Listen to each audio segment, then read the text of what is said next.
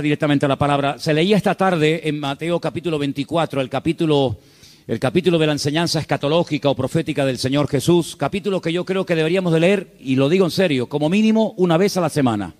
Una vez a la semana ustedes tienen que leer el capítulo 24 del Evangelio según San Mateo. Es muy parecido a Lucas 21, con algunos matices un poquito diferentes en un evangelio o en otro, pero Mateo 24 es un capítulo extraordinario. El jueves, Rosa, cuando estemos en el Monte de los Olivos, que vamos a estar en el Monte de los Olivos, esta porción la vamos a leer y te vas a dar cuenta que leerla allí y explicar allí lo que ustedes van a ver es completamente diferente a explicarlo aquí. Así que recuerda esto. Jesús sale del templo. El templo existía en su época. Hoy en día no hay templo. Hace 2000 años que se fue destruido el templo por las legiones del Imperio Romano. El sueño dorado de los judíos o de muchos de ellos es la restauración del templo, pero en los tiempos de Jesús ese templo existía.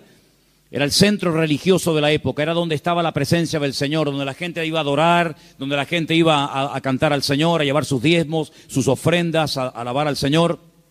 Y cuando salían del templo, hemos leído esta tarde que los discípulos, como buenos judíos, se sentían muy orgullosos de ese templo, que Herodes lo había ampliado. Saben que era el segundo templo que se construyó en la época del retorno de Babilonia, cuando volvieron de Babilonia con Esdras, Nehemías, con Zorobabel, pero Herodes lo amplió y lo llenó de oro por todas partes, un templo increíble, un templo tremendo.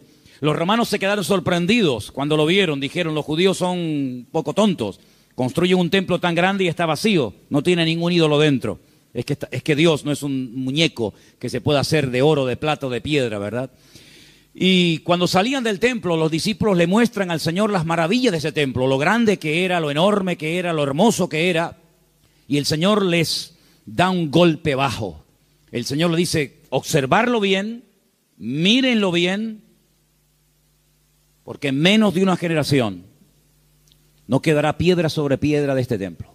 Efectivamente, 37 años después de lanzar esta palabra profética, 37 años después, el templo quedó totalmente destruido hasta este momento. Desde el año 70 después de Cristo hasta este momento, no hay templo en Jerusalén. Se cumplió literalmente la palabra. Pero la palabra golpeó tanto el corazón de estos discípulos que ellos salieron del templo, bajaron todo el torrente de Cedrón, lo subieron, se van al Monte de los Olivos. Y allí dice uno de los evangelios que solamente 4 de los 12 se acercan al Señor y le preguntan aparte, ¿cuándo? ¿Cómo? ¿Cómo va a ocurrir todo esto? ¿Cómo que nuestro templo va a ser destruido?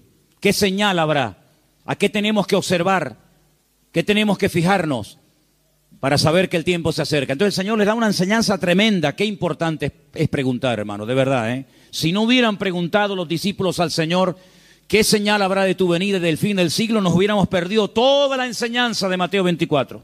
Por eso repito, qué importante es preguntar, pero cuidado, no preguntar a cualquiera, no preguntar a cualquier parte, sino preguntar a la persona que te puede dar la respuesta correcta, porque una de las señales que el Señor dice en este capítulo, y es algo que yo quiero en esta tarde hablar, es que tenemos que estar preparados porque una de las muchas señales de los últimos tiempos va a ser la proliferación de falsas doctrinas. Dice la Biblia, lo leíamos el jueves, que algunos llegarán hasta escuchar. Dice el Espíritu claramente que en los postreros días algunos apostatarán de la fe y escucharán a espíritus engañadores y ahí da una enseñanza tremenda. Entonces una de las señales de los últimos tiempos es que se enseñarán cosas extrañas. Por eso yo vengo ya semanas hablando y quiero volver otra vez a repetir, no porque no tenga otras cosas que decir, sino porque considero que hay que repetir las cosas que se enseñan y más cuando son de vital importancia. Y es que tenemos que orar y tenemos que estudiar la palabra para que tengamos una fe sana. Una fe sana, término que por cierto aparece en Tito capítulo 2, donde el apóstol Pablo dice, oye, tenemos que tener una sana doctrina, pero también tenemos que tener una fe sana. Cuidado, que hay gente que tiene una fe muy rara, ¿eh? Hay cristianos que cuando los oyes hablar, dice, sí, tiene fe, pero es una fe un tanto rara, un tanto extraña, una fe mística.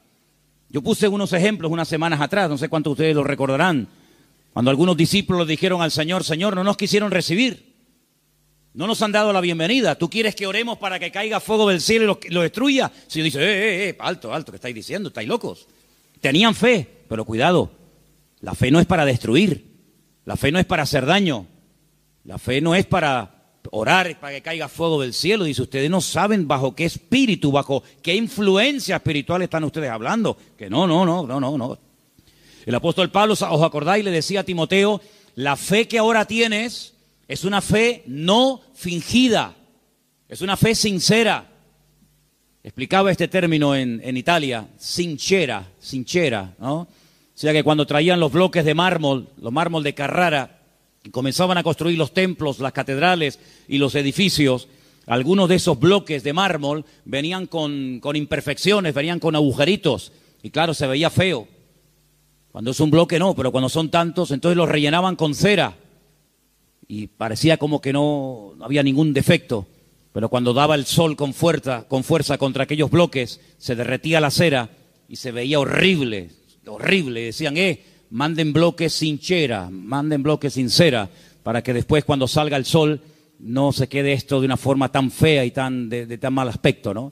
Entonces el apóstol Pablo decía a Timoteo, la fe que tienes no es una fe fingida, no es una fe de máscara, como dice otras versiones, es una fe que primeramente habitó en tu abuela Loida, y después la tuvo tu madre, Eunice, y ahora la tienes tú. Entonces tenemos que preguntarnos de vez en cuando en qué estamos basando nuestra fe, en emociones, en sentimientos, en sueños, en experiencias o en la palabra de Dios. Yo me quedo sorprendido, muy sorprendido, porque de toda la vida hemos sido conocidos como el pueblo del libro. El pueblo del libro. Yo me acuerdo que un sacerdote en el huerto de Getsemaní, que es un sacerdote sevillano, cuando me vio con la Biblia bajo el brazo me dice, tú eres de los evangélicos, ¿no? Porque ustedes siempre están con la Biblia en la mano. A mí me echó un piropo tremendo. Si pensaba que me iba a ofender, es todo lo contrario. Efectivamente, hemos sido conocidos y hay de nosotros que nos dejen de conocer por dejar de utilizar el libro, las Sagradas Escrituras, ¿verdad? Pero hay un desapego últimamente tremendo. Claro, se ha metido la gente en el mundo del internet y se ha metido en los cultos a distancia y se ha metido por aquí y por allá, que han entrado en las iglesias cosas pero muy raras, muy extrañas. El jueves les conté algunas cosas que he visto ahora, he visto allí en Milán, donde he estado ahora mismo. Creyentes que están asustados, creyentes que si la maldición, que si, pero vamos a ver, hermanos, pero dice la Biblia que somos más que vencedores, que mayor es el que está en nosotros que el que viene contra nosotros. Creyentes que solamente desde que yo conocí ahora un matrimonio de hermanos de Ecuador que llevaban más de 10 años en esa congregación y dice, hermano, nos ha impactado mucho cómo usted la palabra. Y le digo, bueno, es que yo predico de la palabra. Y dice, es que yo hace años que no escucho un mensaje de la palabra. Digo, bueno, ¿y usted qué escucha entonces? Pues dinero, pide, y dame. Digo, pero eso no es evangelio, eso no es el evangelio. Yo no sé de dónde se han sacado esas enseñanzas. Hay predicadores que solamente tienen un tema monográfico, solamente saben pedir y no hablan de Cristo, no hablan del amor, no hablan del infierno, no hablan de la ira de Dios, no hablan del cielo, no hablan de la salvación. No, solamente tienen una obsesión y claro, prosperan, pero ellos, los demás no, solamente prosperan ellos. Y se autofinancian con su don y se pegan la gran vida asustando y manipulando y tergiversando la Escritura. Y esto hay que denunciarlo. Ya está bien de hacer el tonto, ya está bien de decir, bueno, es que son siervos de Dios. No son siervos de Dios. Ellos se llaman siervos de Dios, pero la mayoría de ellos utilizan el púlpito para pegarse la gran vida y lo último que hacen es predicar la palabra, cosa que deberían de haber hecho siempre toda su vida. Y una de las cosas que tenemos que tener bien claro en los últimos tiempos es que van a proliferar falsas enseñanzas y falsas doctrinas. Y los sobreénfasis, qué peligrosos son los sobreénfasis, hermano. Déjeme que me explique. Tenemos que predicar todo el consejo de Dios. ¿Cuántos dicen amén? Toda la palabra de Dios. No podemos estar todos los días comiendo espagueti por la mañana, espagueti por la noche, Pero hermano, está bien, a mí me gusta la pasta, pero 365 días comiendo lo mismo. Pues cuánta gente, hermanos, solamente saben un tema y lo saca de ese tema y no saben nada. Que si el dinero, que si las profecías. ¿Sabe cuánta gente, hermano, van a las congregaciones para que alguien ore por usted y le den una palabra y le den una profecía? Mire, me leí hace unos días la biografía de la señora White. Madre mía, pero es un disparate. Una señora que dice que llegó a tener 2000 visiones y sueños proféticos. 2000. Y cuando murió, dejó más de 70 libros. Los disparates que esa señora enseñó. Claro, le dan un sobreénfasis ¿a qué? Al día de reposo. Sí, pero es que espérate un momento, es que la Biblia no solamente el día de reposo. Hay otras muchas cosas. Si te crees que porque guardas esto y no cumples con todo lo demás, te vas a salvar, te equivocas, amigo. Es como las iglesias que están todo el día hablan lengua, y venga a hablar en lengua, y venga lengua, y venga profecía, y venga a hablar en lengua. Pero hijo, vamos a ver. El apóstol Pablo decía, y si alguien entra en una iglesia y ve a todo el mundo hablando en lengua, ¿qué van a decir? A ver, dígalo usted. ¿Usted qué diría? ¿Que están locos? Pero ¿cuántas iglesias son así? ¿Cuántas iglesias son así que parecen locos? Yo fui hace muchos años a una congregación en Las Palmas, y bueno, yo estaba predicando, y en medio de la predicación se levantaba la gente, se caían ahí al suelo y empezaban a gritar y a revolcarse. Y yo decía, ¿qué le pasa a esta gente? Entonces yo miré al pastor que estaba allí y le digo, ¿qué le pasa? Dice, no, es el poder de Dios. Digo, ¿cómo es el poder de Dios? Pues si está haciendo el perro. Estaba haciendo el perro. Y el otro en la esquina poniendo un huevo. Digo, ¿pero qué poder de Dios? La Biblia dice en Romanos 12 que el Señor es nuestro culto racional. Por favor, que parece, damos una imagen, nosotros no, gracias a Dios, pero ¿cuántas iglesias dan una imagen al mundo de que son locos? Y ya está bien, hermano, de callarnos, y ya está bien de decir, bueno, son así. No, son barbaridades que avergüenzan al evangelio. Y tenemos que denunciarlo, porque el que sabe hacer lo bueno y no lo hace, es copartícipe con eso. No les contaba el jueves que acabo de conocer ahora a un pastor en Milán que se tira en la plataforma cuando llega el momento de la ofrenda y le dice a la gente que lo tienen que tapar con dinero. Yo, ¿cómo? Sí. Él dice, no, mira, aquí todavía se me ve algo de tela, tienen que tapármelo. Increíble. Un pastor que la congregación un día le regaló un coche, cogieron una ofrenda en la congregación, le regalan un coche al pastor y a los 2 días se sube al púlpito y dice, hermano, Dios me ha dicho, mentira, Dios no dijo nada, eso es falso. Pero él dice, Dios me ha dicho que este no era el coche que ustedes tenían que regalarme, era uno más grande y superior. Y la gente tan tonta va, lo cambian y le compra uno más grande. Y yo le decía, pero ¿ustedes qué hacen allá adentro? ¿Por qué no se le va a hablar, salgan corriendo? Eso no es iglesia, eso no es nada, eso es un circo. Eso es una vergüenza para el evangelio. Es que tenemos miedo, porque nos ha dicho que si nos vamos se nos va el espíritu y se nos va la bendición. Digo, hágame el favor. Oye, que a mí nunca me ha tocado la breva de caer en una iglesia de estas, ¿eh? A mí nunca me ha tocado una breva de estas. Siempre, de verdad, a mí me toca una iglesia de esta y es que me voy al Antiguo Testamento con la espada y el arco. Increíble, hermanos. Entonces tenemos que retornar a la palabra de Dios es nuestra base. No podemos entrar en locuras y en disparates. Todo lo que usted pueda pensar, soñar, sentir o lo que sea, si no va de acuerdo 100% con la palabra, no es de Dios. La palabra de Dios es la base, es el fundamento de nuestra fe. Y no necesitamos nada más que la palabra y nuestra experiencia, nuestra relación con el Señor. Yo creo que algunas personas no han terminado de descubrir lo que significa enamorarse del Señor y enamorarse de la palabra. Por eso buscan fuera, porque cuando un hombre está enamorado de su mujer no tiene que buscar otra. Y cuando una mujer está enamorada de su marido, no se le van los ojos detrás de otro. Cuando usted está enamorado de Cristo, no le tienta nada ni nadie, porque usted sabe en quién ha creído. Y a mí me da la impresión de que hay mucha gente hoy en día en las iglesias que son religiosos, pero no han nacido de nuevo, porque la persona que nace de nuevo no hace estas barbaridades, porque ofende al Señor. O no conocemos la historia de este joven llamado José, un hombre que nunca fue a un culto. José nunca fue a ningún culto. José nunca leyó la Biblia. Pero José un día tuvo un momento en el que fue tentado y él dijo, yo no puedo hacer esto porque pecaré contra mi Dios. Y uno dice, pero ¿cómo sabía este hombre que eso era pecado? Porque él tenía comunión con el Señor. Y cuando una persona tiene comunión con el Señor y conoce al Señor, sabe lo que le agrada y lo que no le agrada al Señor, aunque no lo hayas leído. Porque el Espíritu Santo que mora en ti te da testimonio de que eso es o no es la voluntad del Señor. ¿Cuántos dicen amén? Entonces hay que retornar a la Biblia, hermanos. Claro, hay gente que se atiborra de libros y venga libros. Hermano, este es el libro que Dios nos ha dado. Escudriñar las Escrituras, dice la Biblia, porque ellas son las que dan testimonio de mí. Y mire, hermano, yo antes de irme para Italia les comentaba de aquellos 10 leprosos, ¿acordáis? Aquellos 10 hombres que bajaron de las montañas porque tenían fe, pero momento. Yo les dije a ustedes y espero que no hayan olvidado esa enseñanza, porque para mí es de vital importancia. Ellos tenían fe. Por eso bajaron de la montaña. Ellos tenían fe, por eso clamaron al Señor. Pero el Señor no los sanó así instantáneamente, sino que el Señor les dijo, id y mostraos a los sacerdotes. Ellos no sintieron nada. Ellos no vieron nada. Ellos seguían estando leprosos.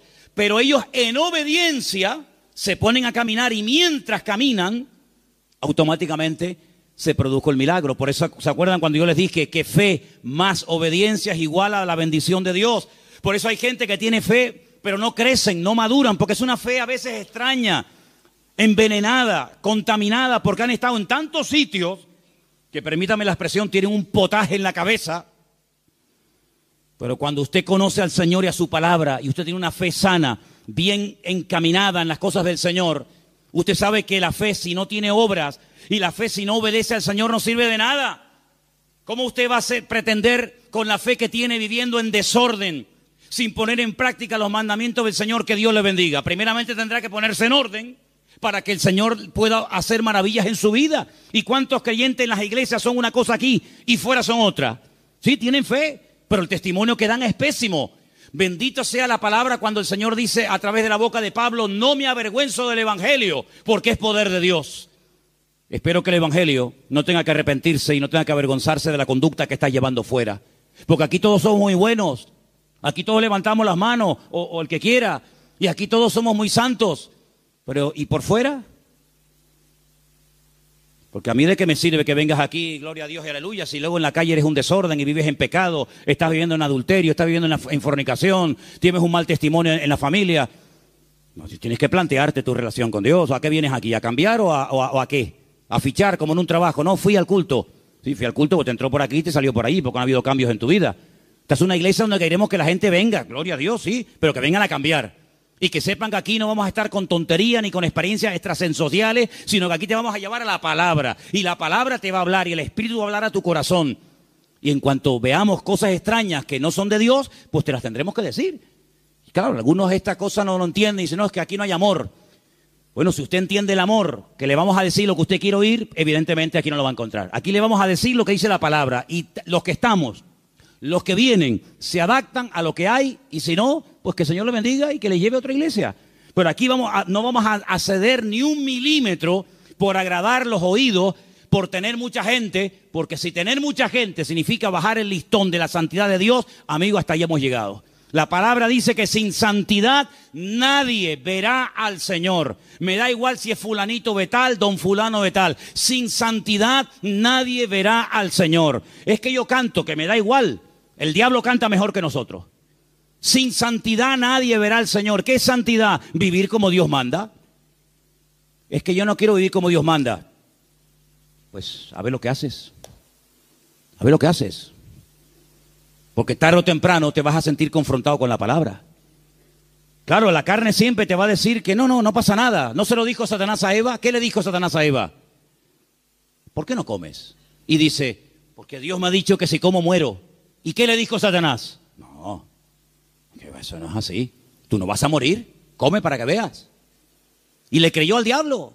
¿Y cuántas veces creemos que Dios está equivocado, que es injusto con nosotros, cuando la palabra del Señor nos dice que en los últimos tiempos el enemigo va a ser tan sutil que muchas veces le va a permitir a la gente tener esa falsa seguridad de creer que estoy en desorden y en pecado, pero Dios me va a bendecir igual? No, mi amigo.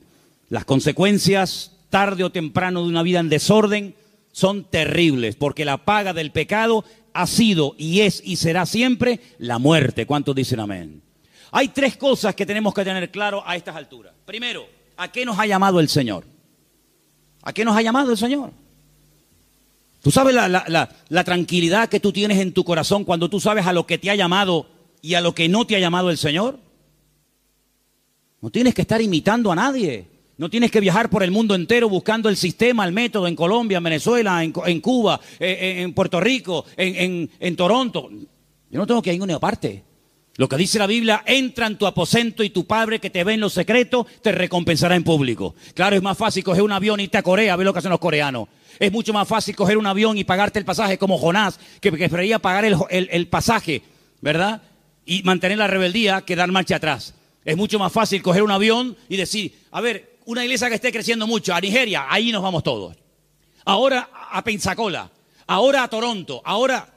Hermanos, a donde tenemos que ir, dice el Señor, venid a mí, los trabajados y cargados, que yo os haré descansar. ¿Cuántos dicen amén? Entonces, tener claro a lo que nos ha llamado el Señor y a lo que no nos ha llamado. No hay una iglesia 100% completa. Yo les digo, esta iglesia no es completa. Tenemos muchas carencias.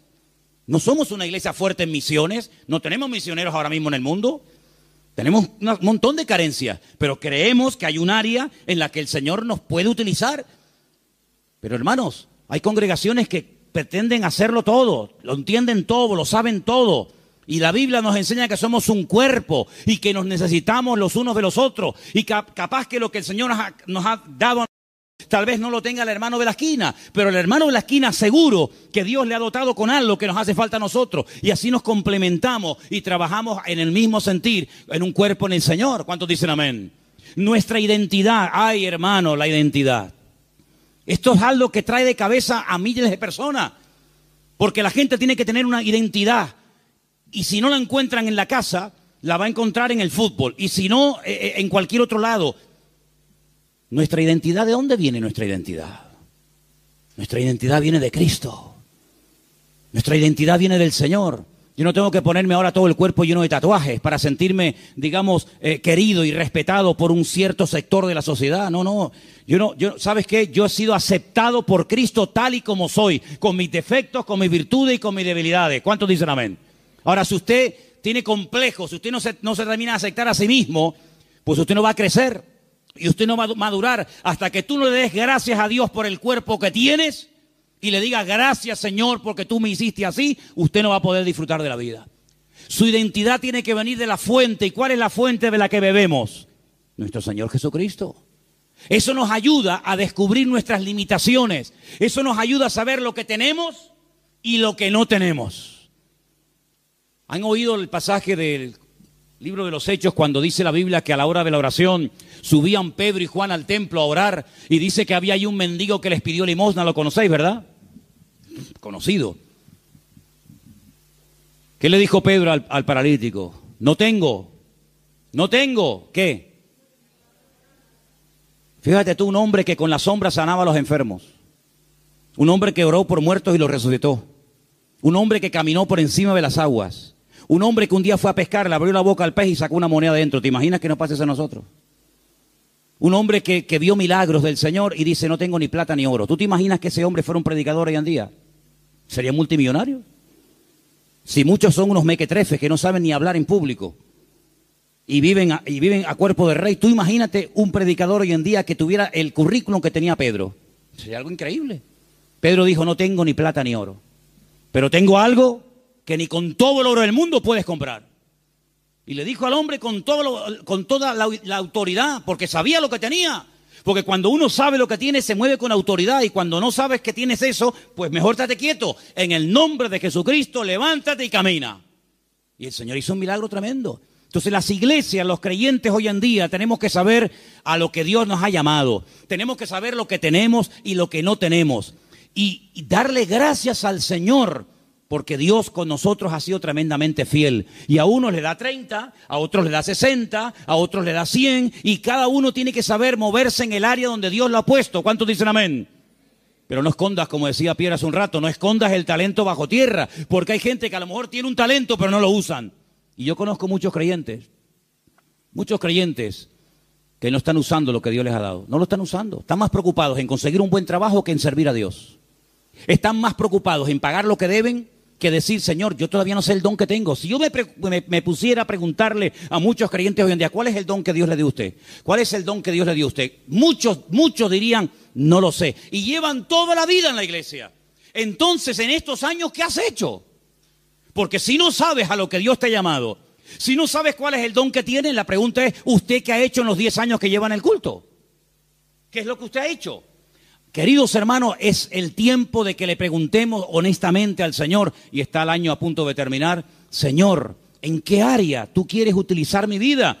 Porque el Señor tiene grandes sorpresas para todos y para cada uno de nosotros. ¿Cuántos dicen amén? Ahora, hermano, escúcheme una cosa. Dios quiere que crezcamos en todas las áreas. Como dije antes, el sobreenfatizar algo, el crecer demasiado en un área, olvidándonos de otras, lo que produce son monstruos. Hay gente que le da un énfasis tremendo a la oración. Y claro, la oración es muy importante, hay que orar, claro que sí. Pero no tienen ni papa, no tienen ni idea de la Biblia. Por otra parte, hay gente que está todo el día con la Biblia, leyendo, memorizando y estudiando, pero nunca oran. Luego, tenemos que crecer con un equilibrio, de tal manera que no seamos como un monstruo que crece mucho en un área, pero nada en otro área. Y tenemos que dedicarle tiempo al Señor a decir, Señor, yo quiero crecer espíritu, alma y cuerpo, como dice la palabra. ¿Cuál fue el último libro que leíste? Sin contar la Biblia. ¿Cuál fue el último libro que leíste? Hay cristianos que no leen nada. Hay cristianos que no leen nunca nada. ¿Y cómo van ustedes a contactar? ¿Y cómo van ustedes a evangelizar? ¿Y cómo van ustedes a dialogar con personas del mundo que no leen la Biblia, sino que leen y están preocupados con otras cosas? Si tú no estás puesto en lo que el mundo habla y comenta, ¿cómo vamos a alcanzarlo si no sabe ni por dónde empieza una conversación, ni por dónde termina? Hay gente que no trabaja, ni estudia, ni hacen nada. Y son las víctimas y son las personas más propensas a caer en desánimo, en depresión y en pecado. Una vez leí un refrán, no es bíblico, pero decía algo así como: Satanás busca a una persona desocupada para darle una ocupación. Grandes hombres de Dios a lo largo de la historia no cayeron en el campo de batalla mientras servían al Señor. Grandes personajes de la historia no cayeron cuando estaban activos sirviendo al Señor, sino en tiempos de ociosidad, cuando se aburrían, cuando no tenían otra cosa que hacer, porque para pecar hace falta tener tiempo. Por lo tanto, no desperdicien el tiempo, hermano. Pídanle al Señor: Señor, ayúdame a utilizar el tiempo. Si tienes tiempo libre, ponte a orar, congrégate, busca un libro, un buen libro para estudiar, para servir al Señor, para prepararte, pero no estés todo el santo día sin hacer nada, porque eso tarde o temprano se va a volver en tu contra y te va a crear grandes problemas. Quiero también comentar algo que para mí es de vital importancia. Hay gente que por la timidez, por el temor, por el miedo al qué dirán, no terminan nunca de dar el paso. Y déjame que te diga que hay una mujer en la Biblia que tenía un tesoro increíble. Lo quería consagrar, lo quería entregar al Señor, pero no fue de utilidad su tesoro, no fue de bendición lo que ella tenía, hasta que rompió el vaso de alabastro y ungió con ese perfume al Señor, y dice que toda la casa se llenó del olor del perfume. ¿Cuánto tiempo hace que no caes quebrantado en la presencia del Señor? Hay gente que tiene los ojos muy secos, hace tiempo que no lloran, que no se quebrantan en la presencia del Señor. Viven secos como palos, como aquel valle de huesos secos, que dice que eran muchos, pero estaban secos, no había vida, no había espíritu en ellos. Y le dice el Señor a través del profeta Ezequiel: profetízale a los huesos, háblales a los huesos. Dice que cuando entró el Espíritu de Dios en ellos, se convirtieron en un gran ejército. No seas un hueso seco en un culto, no seas un hueso seco, escucha que te escucha, pero nunca compartes la bendición, nunca abres tu corazón a otras personas que están igual o peor que tú en un momento determinado. Pídele al Señor antes de que finalice el año, que está ya, como quien dice, a la vuelta de la esquina, poder ganar almas a los pies de Cristo. ¿Cuál fue la última persona que ganaste para Cristo? Yo estoy seguro, no lo voy a preguntar, porque no quiero que te sientas mal. Bueno, sí quiero que te sientas mal. Sí. No, que si no sería falso. Sí quiero que te sientas mal. ¿Cuántas almas has ganado para el Señor en este año? ¿10? ¿5? ¿1? No has ganado a nadie este año. Si yo no gano ni un alma para Cristo en un año, yo me muero. Le diría al Señor: Señor, llévame contigo. Ya mi ministerio se secó, ya se secó. ¿Sabe lo que pasar 365 días, viajar, comprar, ir de vacaciones, disfrutar de la vida, de lo que tienes, trabajar, estudiar y no ganar ni un alma para Cristo? Eso se llama esterilidad, amigo. ¿Y cuántos creyentes son estériles? ¿Cuántos creyentes son estériles? No han tenido el privilegio de llevar ni a uno en 365 días a los pies de Cristo. ¿Cuántas Biblias has repartido este año? ¿50? ¿25? ¿10? ¿Ninguna? ¿Cuántos folletos has repartido este año para invitar a alguien a un culto? Hablarle del Señor. Esa es nuestra realidad. Esa es la realidad del pueblo de Dios. Por eso cuando me dicen, hermano, ¿por qué hoy en día no hay tantos milagros como hace 2000 años? Es que es normal. Porque el nivel de consagración y de compromiso del creyente del siglo XXI no tiene nada que ver con el creyente de los primeros siglos de la era cristiana. Aquella gente vivía para y por Cristo.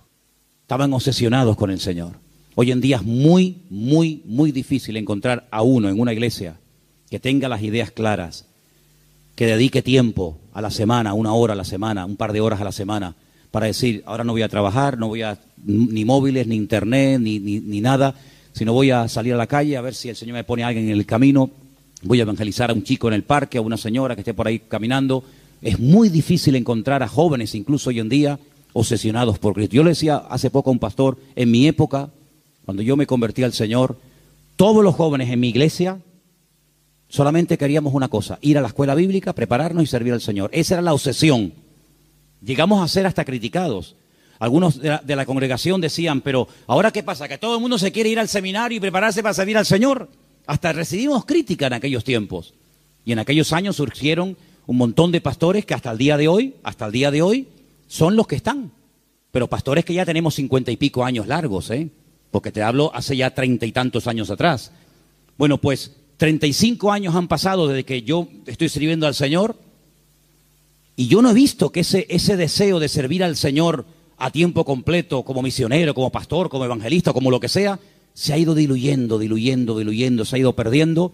Y tú puedes observar hoy en día en los púlpitos que los pastores pues ya tienen de 50 años para arriba, si no más. Dime qué pastor hay, nómbrame 10 pastores en Tenerife que tengan 21 años como yo fui el primer pastor. Bueno, yo fui pastor con 19, pero dime 5 pastores en Tenerife que tengan 20 años y que sean pastores en este momento con 20 años. Ni uno. En mi época todos teníamos esa edad. Empezamos con 19, 20, 21 años hasta ahora. Tenemos que recuperar tantas y tantas cosas. En mi época no había la mayoría de las cosas que hay hoy en día. En mi época no había WhatsApp, no había internet, no había páginas web. Los cultos eran muy sencillitos, eran muy normales, no había tanta parafernalia de sonido. Parece que hoy en día la puesta en escena tiene que tener esto y aquello, porque parece que si no, el culto como que no fluye. En aquella época una guitarra española, pum, a la calle, encima un banco, orábamos, venía la gente, estaba el Señor, una sencillez tremenda. Eso tenemos que volver a recuperarlo, porque nosotros estamos en este mundo, ¿para qué? ¿Para qué estás tú en este mundo? Y dime, ¿para qué estás? Para llegar a una edad y decir, bueno, yo ya tengo mi casita, mis mueblecitos, mi paguita. Qué vida tan triste, perdóname. Qué vida tan triste. Estar esperando a yo jubilarme, para estar ahí esperando la muerte. Este verano, cuando hice a un pueblo, había 3 personas en el pueblo. 3 personas en un pueblo, allí arriba, en los cañones del Sil, en Galicia. Cuando llegué, hablé con esos 3 viejitos y le digo, ¿qué tal? ¿Cómo están? Los 3 al momento me dijeron, aquí estamos esperando la muerte.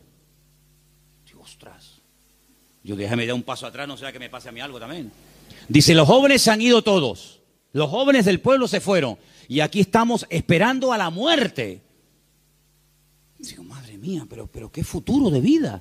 Que le puede venir dentro de 6 meses, dentro de un año, dentro de yo qué sé cuánto. ¿Y tú qué estás esperando? Si tú pudieras hoy tocar un botón y apretando ese botón consiguieras lo que tú tanto quieres tener en la vida, ¿qué sería lo que tú más anhelas tener? ¿Pasa ese botón por agradar y honrar al Señor? Yo quiero que en esta noche nos hagamos estas preguntas, hermanos. ¿Qué estamos haciendo con nuestras vidas? ¿Qué estamos haciendo con nuestras vidas? ¿Sabes? Hace unos días pensaba lo mismo que llevo años pensando. Se nos ha ido otra vez el año. Hoy es 20, ¿no? 20 de noviembre. Pero sí que parece que el otro día estábamos en el retiro con el pastor Antonio en el Puerto de la Cruz. Y yo me acuerdo que el otro día tuvimos el retiro donde hablábamos de Amalek. ¿Se acuerdan? Pues, ¿cómo puedes pasar tanto tiempo? Y el campamento de jóvenes ya pasó. Y las vacaciones de verano se fueron. Otro invierno más. Y ahora, este mes, así, volando, llega diciembre y otro año más. Hermanos, algo tiene que cambiar en nuestras vidas. Te tienes que replantear tu tiempo, tu vida, tu juventud, tu matrimonio, tu familia de una forma diferente. Tú no puedes ser un parásito en una iglesia. Tú no puedes ser una persona ahí sentada 1 año, 2 años, 4 años, 5 años, 10 años, 30 años. Uy, se murió el hermano. Señor, toma, te lo mandamos. Otro para arriba. No, hermano. Sea una oveja productiva. Involúcrese en las cosas del Señor. Tenga ilusión por las cosas del Señor. Y yo creo que si nosotros verdaderamente buscamos al Señor de todo corazón, hay tantas cosas que podemos hacer todavía para el Señor. Yo, hermano, yo tengo más ganas de servir al Señor que nunca. Pero yo no quiero que esta iglesia sea un freno para mi vida. Yo no quiero que esta iglesia se convierta en un tapón para mí, ¿eh? Yo tengo mucho más visión que estar aquí, ¿eh? Y yo estoy plenamente convencido de que el mundo, no Tenerife, el mundo nos está esperando. Y el Señor tiene gente aquí que puede utilizar de una forma tremenda. Pero somos nosotros los que tenemos que decir, Señor, cuenta conmigo. Porque quiero terminar diciendo algo. La noche que el Señor Jesucristo sabía que iba a ser entregado, dijo algo tremendo. Dijo, Padre, pasa de mí esta copa. Mas no se haga mi voluntad, sino la tuya. ¿Y saben cuál era la voluntad del Padre en ese momento? Que lo mataran. Es increíble. El año que viene va a ser un año muy interesante, ¿eh? Créanme, ¿eh? Va a ser un año tan interesante. Porque ya empezaron los dolores de parto, pero los dolores de parto no duran siempre. No, hermana, yo no entiendo mucho de esto, yo nunca he parido, ¿no? Pero más o menos hablo de la teoría. Los dolores de parto están ahí, pero llega un momento que se acabó el dolor, nace el chiquillo y ya está. Bien. Llevamos años con dolores de parto. Europa ya lleva años en dolores de parto. España ni te cuento. España yo creo que le van a tener que hacer una cesárea dentro de poco. Porque no hay forma de que salga el chiquillo, ¿eh? ¿Vale? Estamos con dolores de parto hace mucho tiempo. El año que viene van a salir muchas cosas, van a parir muchas cosas que se han ahí retenido con dolor. Bien. Estoy recibiendo llamadas de Estados Unidos. Muy interesantes, por cierto. Para muchos, sobre todo para gente de Latinoamérica, más que para gente de Europa, Estados Unidos era el sueño dorado. Yo recibo cada día correos de gente que me dice, he mandado solicitud, he pedido visa a Estados Unidos, me la han denegado, entonces estoy tocando la puerta a ver si usted, no sé qué. No te puedes imaginar la cantidad de gente que me escribe cada día de montones de lugares que primero tocan a la puerta del tío Sam. Primero le llaman al tío Sam. Y cuando el tío Sam le dice, por aquí no entra, entonces llaman yo qué sé, a Don Quijote de la Mancha y Sancho Panza, ¿no? Por ejemplo, por un ejemplo. Vean. ¿Cómo van a reaccionar todos aquellos creyentes que se fueron a Estados Unidos creyendo que era el paraíso terrenal? Cuando el señor Trump les diga, usted, y usted, y usted, fuera de aquí. Ay, amigo. A mí se me han abierto muchísimas puertas en Estados Unidos. Me he negado rotundamente a ir. Porque mi confianza y mi refugio no está en América, mi refugio está en Dios. Ahí está mi confianza. Y el libro de Proverbios dice, más vale bocado seco y en paz. ¿Eso qué es? Un cacho de pan, pero con la bendición de Dios. ¿Se puede tener un trozo de pan con la bendición de Dios? Sí, claro. ¿Y se puede tener abundancia sin la bendición de Dios? Tan claro, por supuesto. ¿Qué te crees? ¿Que toda abundancia viene del cielo? Ay, amigo. ¿La bendición que es solamente tener o la bendición pasa por ser? Cuidado con eso. ¿Cómo van a reaccionar tantos y tantos que se fueron a América creyendo que aquello era el paraíso terrenal, que ya por fin el sueño dorado se había cumplido y que ahora le digan, vuélvanse a su tierra? Ay, amigo. Ha llegado el momento, hermanos, si no lo veis, lo vais a terminar viendo y entendiendo. Ha llegado el momento que todos los creyentes del mundo, en el único en el que nos vamos a poder refugiar, como siempre ha tenido que ser así, pero parece que se ha olvidado, es en el Señor nuestro Dios. Él es nuestro pronto auxilio en las tribulaciones. Me llaman hermanos de Estados Unidos, ya han empezado las pintadas en iglesias evangélicas de hispanos diciéndole, váyanse a su tierra. No te puedes ni imaginar cuántas. Claro, eso no sale en las televisiones. Incluso persiguiendo ya a algunos judíos. Fíjate tú, el país del mundo donde más judíos hay, más que en Israel, es en Estados Unidos. Y ya muchas sinagogas están vendiendo en Nueva York, en New Jersey, en muchos lugares, porque ya están metiéndose con los mismos judíos. Pero es que todo eso está profetizado, hermanos. Todo eso está escrito. Que cada uno tendrá que volver a su lugar de origen. Y allí el Señor va a entrar en juicio con cada uno de nosotros. Así que el único escondedero, el único refugio va a estar en nuestro Dios. Nuestro refugio es el Señor Dios Todopoderoso. no es un país, no es una nación. Mire, si usted consigue aquí el mejor trabajo del mundo y gana miles de euros, pero usted no tiene la bendición de Dios sobre su vida, lo que usted tiene se va a volver en su contra. Porque he conocido a muchas personas que lo que buscan es una salida económica, un bienestar material, pero usted lo que tiene que buscar es la voluntad de Dios. Porque teniendo la voluntad del Señor, estemos donde estemos, el Señor está a nuestro lado. Ahora, si usted cree que el Dios de Estados Unidos es más grande que el de Garcilaso de la Vega, coja el pasaje y váyase mañana sin falta. Pero el Dios de allá es el Dios de acá y es el Dios en todas partes. Y Él es galardonador de los que le buscan. Nuestra confianza no está en los países, no está en los gobiernos. Nuestra confianza está única y exclusivamente en nuestro Dios. En el Dios que nunca nos ha fallado, el Dios que ha dicho estaré contigo todos los días hasta el fin del mundo, y el Dios que nos va a enseñar a vivir por fe. Nos va a enseñar a vivir por fe. Ya nos está enseñando hace años el Señor, por lo menos a nosotros, a vivir y depender solamente por fe del Señor. Porque yo creo que esa es la vida que el Señor tiene diseñada para todos y para cada uno de nosotros. Ahora, si usted quiere ser un señorito en el reino de Dios, amigo, si tú quieres ser un señorito, y no remangarte nunca las manos y poner tu mano en el arado y servir al Señor, hermanos, las lecciones se aprenden por las buenas o se aprenden por la humillación. Y yo creo que el Señor hace mucho tiempo nos está hablando a todos y a cada uno de nosotros. No se afanen tanto, no se afanen tanto. Inviertan más tiempo en la oración, inviertan más tiempo estudiando la palabra. Hay algunos de ustedes que no tienen tiempo ni para orar. Algunos me han dicho en alguna ocasión, ay, es que yo voy a la cama tan rendido que hago, Señor, bendito sea tu nombre. Amén. No, duermen en paz, la verdad es que duermen en paz, pero hermano querido, busque a Dios, busque a Dios. Hay mucho camino por recorrer, muchas cosas por hacer. Usted no puede dedicar más tiempo a lo material que a lo espiritual. Por favor, estamos invirtiendo el orden. Si usted dedica más tiempo a lo material que a lo espiritual, aquí está fallando algo.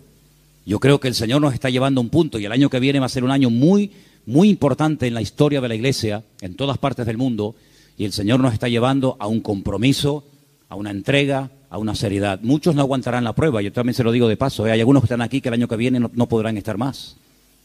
Porque no aguantarán la prueba, porque la Biblia nos enseña que los últimos tiempos van a ser tiempos peligrosos, tiempos difíciles. Pero si usted aguanta y se agarra al Señor, el Señor le va a bendecir. Y usted va a ver la gloria del Señor en su vida. Pero no busque salidas fáciles. Busque al Señor y lo que el Señor le diga, ni más ni menos, es lo que usted tiene que hacer. ¿Cuántos dicen amén? Vamos a orar, hermanos, por favor. Cierre sus ojos ahí donde está. Plantéese esto seriamente, por favor. Plantéese esto seriamente delante del Señor. ¿Qué estoy haciendo con mi vida? ¿Qué estoy haciendo con la vida de mi familia? ¿A dónde los estoy llevando? ¿A qué se están dedicando? ¿Cuáles son las prioridades, los objetivos, las metas en nuestra casa? Tener, trabajar, comprar, trabajar. Hermanos, que somos hijos de Dios, que no somos gente del mundo como los gentiles, que dice que se afanan y pelean por esas cosas. Dice la Biblia que nuestra búsqueda tiene que ser diferente. Que el Señor nos indica que tenemos que buscar primeramente el reino de Dios y su justicia. Y muchas de las cosas que vendrán por añadidura, dice la Biblia. Créame, vendrán. Claro, hay gente que nunca ha visto que le vienen por la añadidura porque no buscas el reino de Dios. Entonces, como no buscas, tienes que buscar tú la añadidura. Pero ha llegado el momento en el que el Señor nos está mostrando que tenemos que doblar la guardia, que vienen tiempos difíciles. Hermanos, les digo algo, se lo dije el jueves con todo respeto. Dele gracias a Dios por la enseñanza que usted ha recibido en estos años, porque hay tantas barbaridades, tantas locuras que se están enseñando desde los púlpitos llamadas iglesias evangélicas, que uno se cae de espalda, hermano. Uno siente hasta vergüenza ajena de la falta.